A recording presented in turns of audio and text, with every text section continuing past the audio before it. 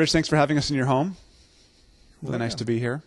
Why don't you share a little bit with us about just what's happening in your life these days physically, and give our church family a picture into your life these days. In '92, after 30 years of teaching, I had carcinoma cancer, and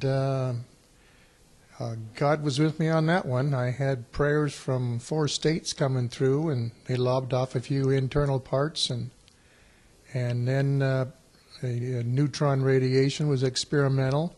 They tried that, and lost a kidney in the process. In '03, the only good organ in my body left decided it would go through congestive heart failure, so it's getting weaker all the time. And then I thought I had a major hernia this fall, and they decided it wasn't a hernia at all. It was a cancer coming back. So they did radiation again in November, just to try to shrivel up the cancer in my stomach for the pain. And they were able to turn that into kind of mush.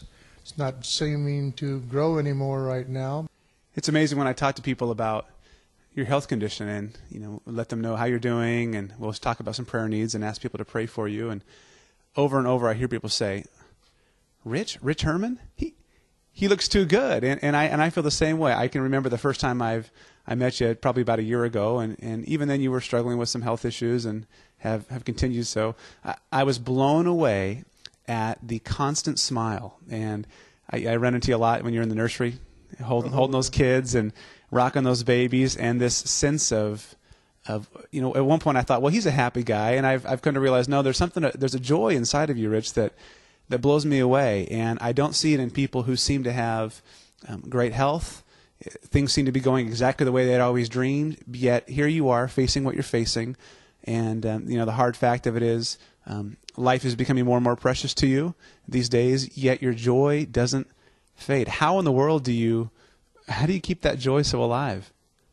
I love people. I love my small group. Joy to me is when I go to Cedar Hills on Sunday and see them or talk to them, and I just keep telling myself how fortunate I am that there for a while I wasn't too sure I was going to get through this Christmas. I volunteer at the long-term care Mondays and Fridays, and I really look forward to that. There's one fellow, 94 years old, in a wheelchair, just trying to hang on.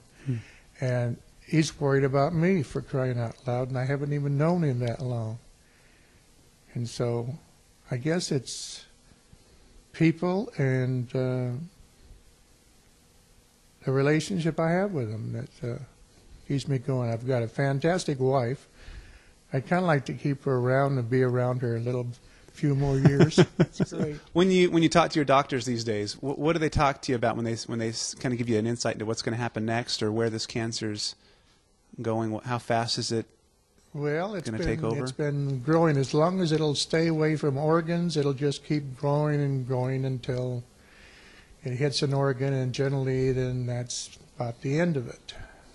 Well, when you think about your future, how does your relationship with Christ and your faith come into play and help you as you think about what's next for you physically?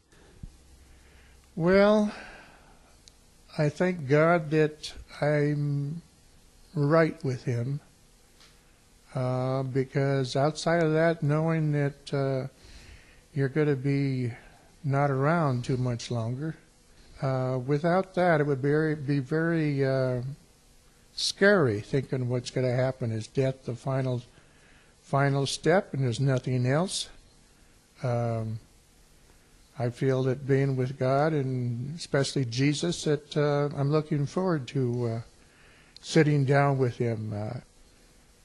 Maybe I'm ready and maybe I'm not. It kind of bounces back and forth. I'm not afraid of it personally, but we have to take one day at a time, but still plan on the future. So I'm not ready to give up yet, but if it happens, well, I'll go with a smile on my face, I guess.